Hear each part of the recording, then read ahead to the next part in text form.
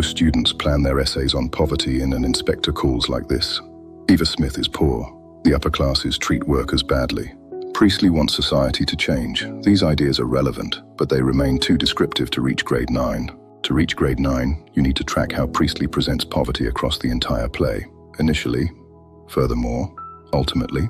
Initially, Priestley presents poverty not as an accident or a misfortune, but as something deliberately created and maintained by capitalism, a system that depends on vulnerable people having no choice but to accept whatever they are offered. This becomes clear when Sheila challenges her father's attitude towards his workers. But these girls aren't cheap labor, they're people. The abrupt conjunction "but" immediately places Sheila in direct opposition to her father's capitalist worldview. And in Edwardian society, a young woman openly contradicting her father in front of company would have been seen as a significant act of defiance. Priestley is signaling from this moment that the younger generation see the world differently. But the deeper point here is not simply Sheila's courage in saying it. The phrase cheap labor accidentally exposes the logic of the entire system. The word cheap is not incidental. It tells us that keeping wages low is not a side effect of capitalism, it is the point.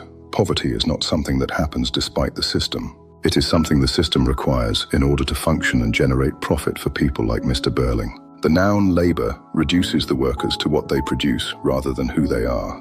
They have no identity beyond their economic usefulness.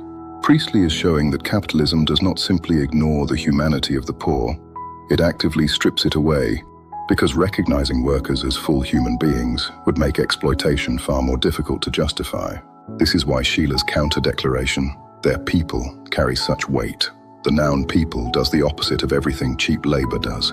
It restores identity, individuality, and humanity in 2 words.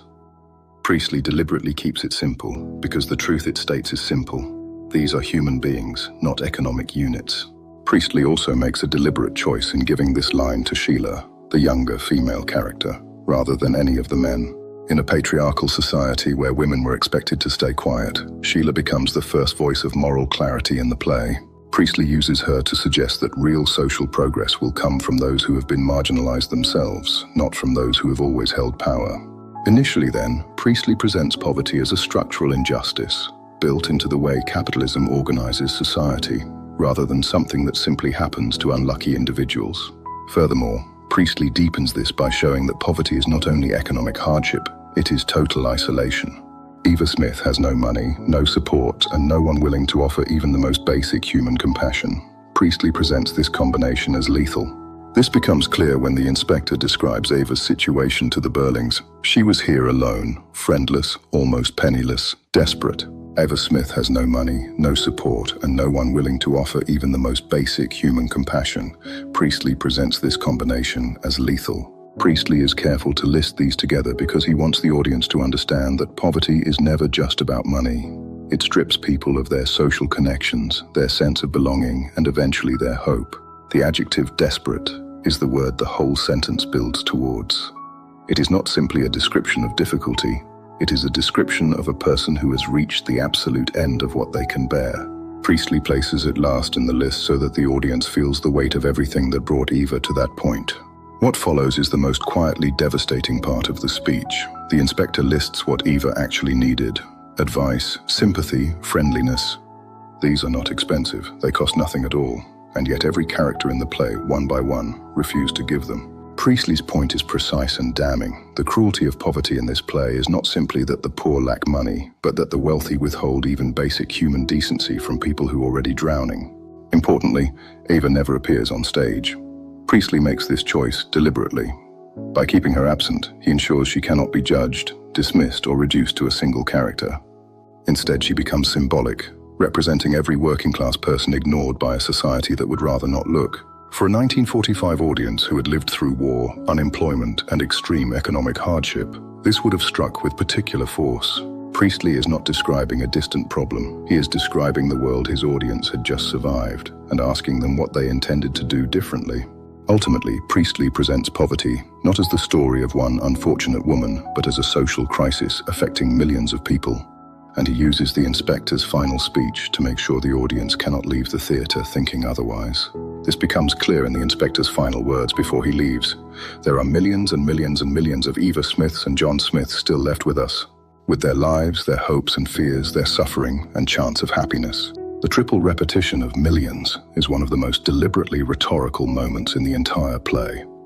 Priestley is not allowing the audience to contain what they have witnessed within the walls of one dining room. He is forcing them to multiply it, to imagine the same suffering, the same desperation, the same indifference playing out across the whole of society over and over again. Priestley is making the point that there is nothing unusual about Eva's story. She is not a special case or an exception. She is representative. And the inclusion of John Smith's makes clear this is not only a women's issue, but a class issue. Poverty does not discriminate by gender. The listing of their lives, their hopes and fears, their suffering and chance of happiness is Priestley's most direct challenge to the dehumanizing language of capitalism. Where Mr. Burling sees workers as cheap labor, the inspector insists they have lives, hopes, fears and suffering, the same inner world as anyone sitting in the Burling dining room. The phrase chance of happiness is especially significant, not a guarantee, not even a likelihood, just a chance. And poverty, Priestley argues, removes even that. Ultimately, Priestley uses this speech to reframe the entire play. This was never just about one family and one girl. It is about the structure of a society in which the comfort of the wealthy is built on the suffering of the poor, and whether those with power are willing to accept any responsibility for changing it. Priestley purposefully showcases poverty not as a backdrop to the drama, but as its entire point. Every dramatic choice in the play, the inspector's arrival, the interrogation structure, the final speech, is designed to make the audience feel the reality of poverty in a way that mere argument never could. This is not just a play, it is a piece of persuasion. Furthermore, Priestley links the concept of poverty to power and complicity by making it impossible for anyone, character or audience, to claim they had nothing to do with it. The inspector does not arrive to investigate a crime in the legal sense. He arrives to prove that indifference to poverty is its own kind of crime. Each character's connection to Eva Smith is not coincidence. It is Priestley's deliberate construction, designed to show that poverty is never the result of one person's cruelty, but of an entire system of people looking away. Ultimately, this forces the audience to realize that the play was written as an act of political urgency. Priestley wrote An Inspector Calls at Speed during the winter of 1944 to 1945. At the exact moment, British public opinion was shifting and the old class order was beginning to fracture. The Labour landslide came in July 1945. Priestley, who had spent years broadcasting to the British public during the war, understood the power of reaching a mass audience with a clear message. An Inspector Calls is, in many ways, a propaganda play, one that uses the emotional language of drama to argue that poverty is a choice made by the powerful, and that choice can be unmade.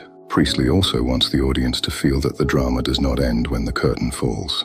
The telephone rings at the close of the play, and it rings as a challenge, not just a plot device. Another inspector is coming. The question Priestley leaves with his audience is not what happened to Eva Smith. It is what they intend to do about every Eva Smith still out there. The play ends in discomfort deliberately. That discomfort is the point.